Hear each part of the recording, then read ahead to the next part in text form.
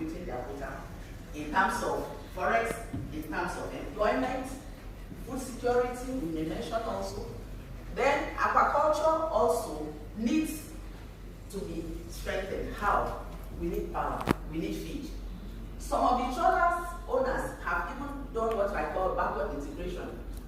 They have big farms where they are cultivating or they are trying to do aquaculture of even monodon species. That one has been perfected. Exports from Nigeria go now to Europe and even to America, aquaculture products. So that's a very good strength. Everything about the transformation pathway food system has incorporated fishing. We know that. But we are like Oliver Twist. We still need more. We need to be motivated a little more.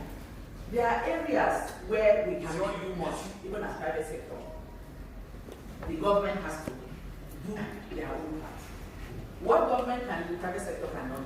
But we are ready to collaborate. We can work with government to make sure that things are all right. For investors, please come on board.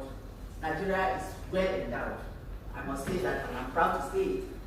We are a country where investors cannot come and lose. Nigerians are hardworking.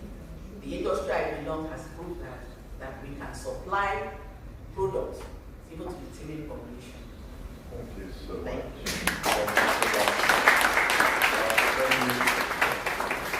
Thank you very much. I think I wanted to take a few minutes to take a couple of comments on the floor, and we also wanted to open the floor for a couple of questions.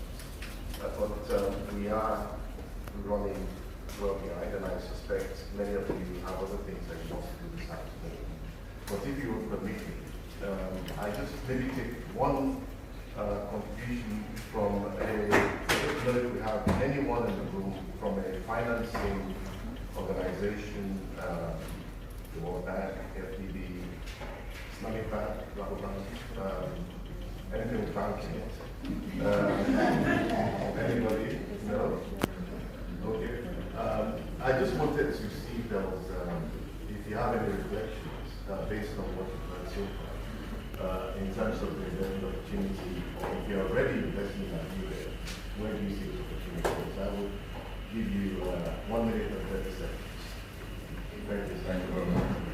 Your Excellencies, Your Excellency, Vice President, and Your Excellencies. My name is Dr. Armstrong Sakan. I'm the CEO of Ministry of Finance Incorporated. It is the federal government's arm for investments. We manage federal government's investments and assets. This is a story that is never told. That the Ministry of Finance Incorporated is one of the biggest investment companies, not only in Nigeria, but within the country. Sitting on assets worth over $40 billion, which is about 18.8 trillion naira, which the government has set aside as investments. Has ownership in entities such as the NNPC by Constitution PIA, owns 50% of the NNPC, owns the Bank of Industry, Bank of Agriculture, Development Bank of Nigeria. Most of the districts are under the Ministry of Finance Incorporated. How is this important? Bank of Agriculture is a major institution for intervening in the agri sector, and most of the smallholder farmers expect benefits from the Bank of Agriculture.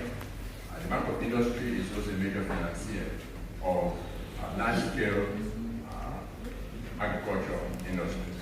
And so from our perspective, the number of things that need to happen to attract investment capital. One of them is clearly the fact that the smallholder farmers are one of the highest risk areas for investments, and most financial institutions, and I'm sure the Vice President of the former banker knows that, most financial institutions do not invest in smallholder farmers because they play the upstream and the risks are very high. And so if we were to make interventions in the agri space, that is clearly an area that the government needs to have a catalytic impact on. And that's why Bank of Agriculture is a major institution for us in intervening in the areas and resolving some of the challenges. So that's one.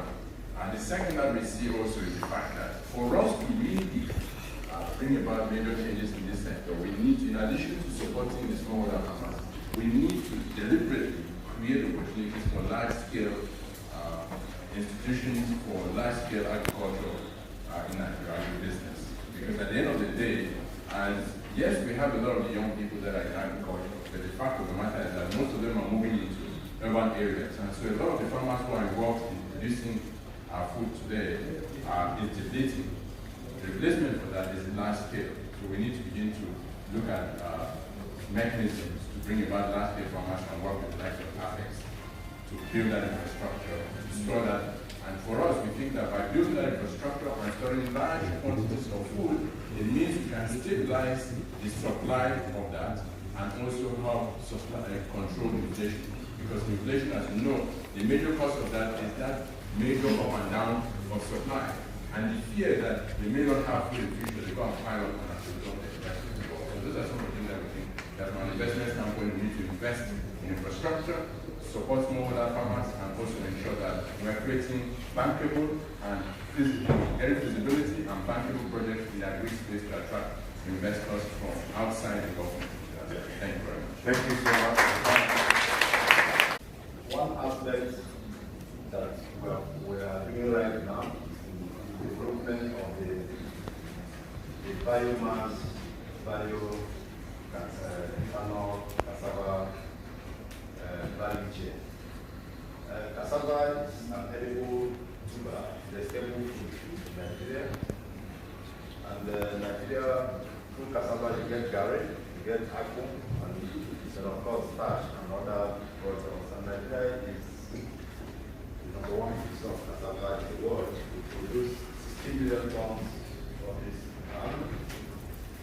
And I want to also reiterate what His Excellency, the Vice President, goes on with the welcome part. President, we in the government support and address the private sector. That is in our National Development Plan, 2021-2025, there's a right of place for the private sector to lead. Then the second thing His Excellency also have done. We have a vibrant youth population, very enterprising. And thirdly, we're open for business. And government puts its mark of money where its mouth is. An example is the development of the cassava biomass, bioethanol value chain, which after strenuous conception of this very project between the ministries and government, the federal ministries, with the state governments, then industry and universities. We have come up with a project with a triple helix knowledge and industrialization aim. So we've now concession pilot projects for the development of the cassava bioethanol value chain, and government is supporting this. Concession is a PPP arrangement for the concessionaire and for this project to make immediate impact. This pilot project, government is giving a grant, an initial grant of 5 billion naira to commence this project. Thank you very much. Thank you. Thank you very much. Thanks for summarizing the additional efforts of the government of Nigeria along some of these key value chains. I will take a 1-minute contribution from the co-chair of the Local Food Supply Chain Business Coalition. So if we can pass the mic. 1 minute. Thank you very much. Thank you very much, Your Excellency, Vice Presidents, distinguished delegates, ladies and gentlemen. First of all, my welcome to Italy, to Rome and Italy. Let me thank the National Convener for inviting me as co-chair of the Resilient Supply Chain Alliance, that is one of the official coalition of action coming out of the Food System Summit. The global food systems are broken, and the globalized industrial food system are disconnected from consumer, from the environment and from the producer.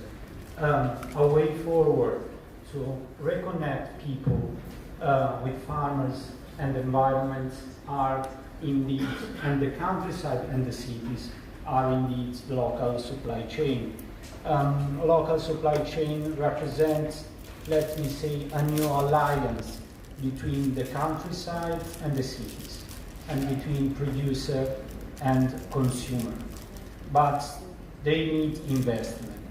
Strengthening local supply chain means supporting infrastructure, logistics, organizational model for aggregation of small family farmers and connect them directly to consumer. And also need investments in quality of life for rural dwellers. A concrete example of how can governments operate to strengthen local supply chain are green public procurements. School meals are a concrete area of intervention where we can allow small farmers to get to consumer. As a coalition of action which is focused on supporting local supply chain, we help countries as Nigeria, which signed the Declaration of Commitment, Mauritius, Sudan, Sierra Leone, Tanzania, Zimbabwe, and other countries. We support the countries through advocacy, knowledge sharing and knowledge management, resource mobilization, and showcasing innovation. So I'm very happy to be here and very happy to support countries and happy to support local farmers, family farmers to get to the market. Thank you very much. Thank you so much, Mr. Bart. You know, there is a positive affirmation on our way for transforming Nigeria's food system. One thing I want to mention is all the issues that have been raised. If you check the label of our declaration of emergency on food and nutrition, we have provision of the right inputs, we have mechanization, and access to finance is key in implementing that emergency on food and nutrition security. And of course, one thing I want to bring to your notice is that Nigeria has also signed the Right to Food Act. This one has not been brought to you. So it means food is now a right for every Nigerian, and we are going to be bringing this to the front burner very soon. And it's just to reiterate Nigeria government's unwavering commitment to implementing the national food system transformation pathways. As I invite all our stakeholders, the international partners, and of course the smallholders, the private sector, towards a sustainable and prosperous food future in Nigeria. I want to thank you for your dedication as we continue this journey with renewed determination and purpose. The second aspect is to thank you very much, first, yes, Your Excellency, the Vice President, for putting food and nutrition security at the forefront of government's focus. You are the chairman of the National Economic Council and of course the Nutrition Council. And I know you have approved that nutrition be institutionalized in all NDAs. And this we are carrying out, and also is scaled to the states to have a desk for nutrition so that issues of nutrition can be handled at their respective desks. I want to extend our special thanks to the government and good people of Italy for hosting us in this Rome, the city of Rome. We have enjoyed our stay here. Our Nigeria ambassador and his team, thank you. The Nigeria Permanent Representative to FAO, thank you. Organizers, we want to thank you. The panelists, thank you very much. The part of the organizers, FAO, IFAD, WFP, UNICEF, Global Alliance for Improved Nutrition, Express Commodity Exchange, Nigeria Fish Trawler Association, for their hard work and dedicated staff. We thank you all for making this event a resounding success. Let us carry the spirit of collaboration and collective action as we work towards creating a sustainable, inclusive, and prosperous food future for Nigeria. Thank you, and may we continue our journey with renewed determination and purpose. Thank you all. Thank you very much, Parliament Secretary.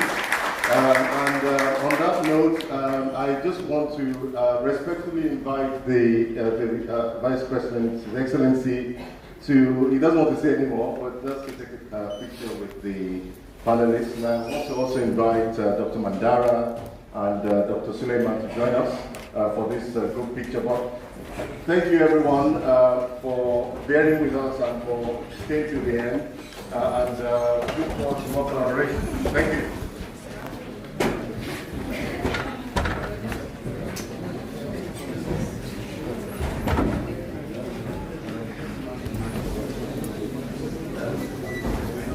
Recording stopped.